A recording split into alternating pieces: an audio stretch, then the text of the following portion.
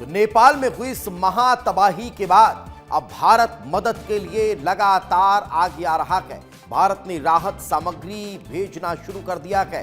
दूसरा विमान राहत सामग्री लेकर रवाना हो चुका है। ये बड़ी जानकारी इस वक्त आपको दे रखे हैं। लगभग 37 टन राहत सामग्री लेकर विमान रवाना हो चुका है। काठमांडू के लिए ये विमान रवाना हुआ है। ये दूसरा विमान है जो राहत सामग्री लेकर नेपाल जा रहा है। तो भारत से लगातार राहत सामग्री भेजी जा रही है। इंडियन एयरफोर्स का विमान नेपाल के लिए रवाना हो चुका है। तो नेपाल में 26 अगस्त को एक बहुत भीषण बाढ़ आई। इस बाढ़ की खौफनाक और डरावनी तस्वीरों ने हर किसी को हैरान कर दिया।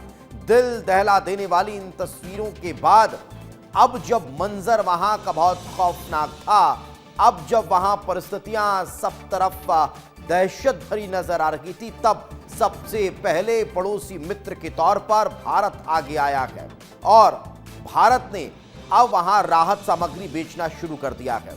यानी जहां बस्तियां तबाह हो गई थी, वहां अब राहत पहुंचाने के लिए भारतीय वायुसेना लगातार तत्पर दिखाई दे रही है। चलिए अब आपको ये दो अलग अलग तस्वीरें दिखा रहे हैं। पड़ोसी राज्य में महातबाही के बाद भारत ने मदद का हाथ आगे बढ़ाया है और कल शाम ही भारत का पहला विमान काठमांडू पहुंच गया था। तो आज मदद के लिए दूसरा विमान भी रवाना हो चुका है।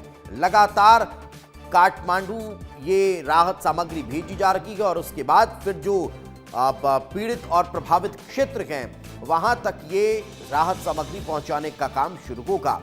चलिए अब आपको और अलग अलग तस्वीरों के जरिए इस महातबाही का मंजर दिखाने की कोशिश करते हैं कि कैसे अचानक से ये भारी विनाश की तस्वीरें सामने आई है। बाढ़ के चलते इतने भयानक हालात हो गए कि लोगों के घर तहस नहस हो गए। तिनकों की तरह बहते हुए लोगों के घर नजर आ रहे हैं। सब कुछ बह गया, पूरा जनजीवन ध्वस्त होता हुआ नजर आया है। लेकिन अब इस पूरे राहत सामग्री पहुंचाने वाले जो कैंपेन चलाया जा रहा है, जो अभियान चलाया जा रहा है, जो नेपाल के पीड़ितों को मदद पहुंचाई जा रही है, उसको लेकर वायुसेना अधिकारी क्या कह रहे हैं आपको सुनवाते हैं। हमारा एक C-130J हरक्यूलिस को हमने तैयार किया और उसमें हमने लोड किया रिलीफ मटेरियल, मेडिसिन और जनरेटर, जो कि हमने सिविल अथॉरिटीज स्पेशली NDRF के हेल्प से हमने लोड किया और जितनी जल्दी हो सके तैयार करके जहाज को यहाँ से लॉन्च किया। अभी एक C-70 जैसे कि आप पीछे देख सकते हैं, ये तैयार हो रहा है। अराउंड 35 टन लोड इसमें भी जा रहा है और ये अभी थोड़ी देर बाद टेक ऑफ कर जाएगा और विदिन मे बी 1.5 घंटे के अंदर ये जाके काठमांडू में लैंड करेगा और फिर रिलीफ मटेरियल सप्लाई करेगा।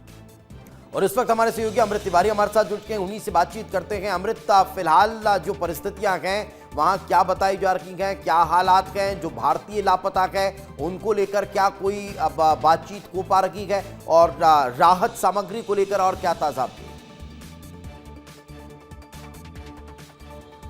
दीपेश, देखिए पहले सूरत में भारत ने जो है मदद के हाथ बढ़ाया है और प्रधानमंत्री से लेकर राष्ट्रपति, उपराष्ट्रपति और संसद के जो स्पीकर हैं, लोकसभा के स्पीकर हैं, उन सब ने जो है अपने समकक्ष जो नेपाल के राष्ट्राध्यक्ष हैं, चाहे अपने समकक्ष हैं, उनसे उन्होंने फ़ोन पे बातचीत की है और ढांढस बंधाया और साथ ही साथ भारत ने हर संभव मदद की बात कही। और इसी के क्रम में जो है दूसरी खेप राहत सामग्री की, जिसमें टेंट है, दवाइयाँ हैं, खाने पीने की चीज़ें हैं, सोलर लाइटें हैं, ये तमाम उपकरण जो है अभी आज ही जो है वो रवाना किया गया है नेपाल के लिए। तकरीबन 37 टन जो है माल रवाना कर दिया गया है। कल भी 10 टन रवाना किया गया था फौरी तौर पे।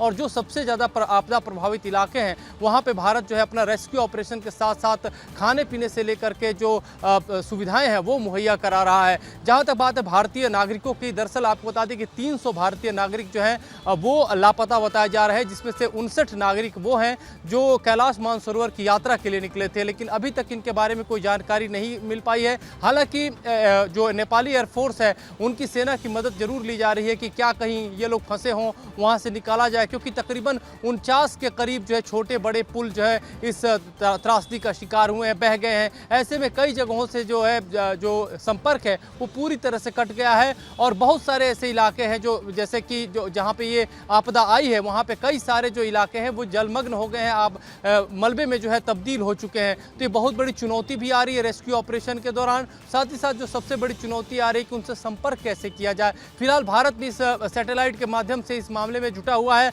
कि कम से कम जो लोग बचे हैं उनको तक जल्दी से जल्दी फौरी राहत सामग्री पहुंचे और उनको बचाया जा सके। बिल्कुल, ये बड़ी बात अमृता आप कर रखे हैं। मैं वापस आपके पास लौटूंगा, लेकिन एक और बड़ी जानकारी दे देते हैं।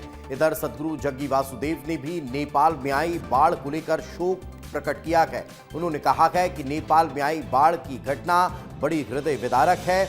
इंडियन रिपोर्ट्स के मुताबिक 484 लोग अभी भी लापता हैं, लेकिन अभी कोई आधिकारिक जानकारी नहीं मिली है, ये उनके तरफ से कहा गया है। आपको बता दें कि कैलाश मानसरोवर की यात्रा से लौटते वक्त सदगुरु के आश्रम के 3 ग्रुप के लोग लापता हो गए हैं। वहीं करीब 80 लोगों के लापता होने की भी जानकारी है।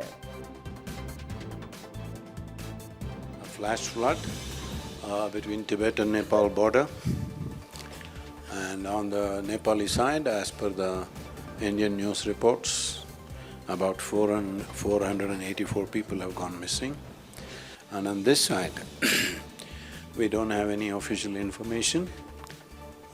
Morning I left to go there personally, and all phones are off, all telecommunications are down, roads are blocked, we are unable to go there. जब भी नेबरिंग कंट्री में कोई इंसिडेंट होता है और लगता है कि शायद भारत इसको वहाँ पर टीम भेज सकती है, तो उसको मद्देनजर में रखते हुए हमने ऑलरेडी रिजर्व टीम डिप्लॉय के लिए अगर रिक्वायरमेंट होती है तो वहाँ से हम डिप्लॉय कर सकते हैं। क्या एनडीआरएफ टीम भी जा सकती है रिलीफ मटेरियल के साथ? जैसे रिलीफ मटेरियल एक अलग काम है। रिलीफ मटेरियल ऑलरेडी व्यापक तौर पर भारत सरकार प्रोवाइड कर रही है। एयरफोर्स की 2 एयरक्राफ्ट से ऑलरेडी सामग्री पहुँचा दी गई है, तो इसमें government of India, ministry of external affairs काम कर रही है।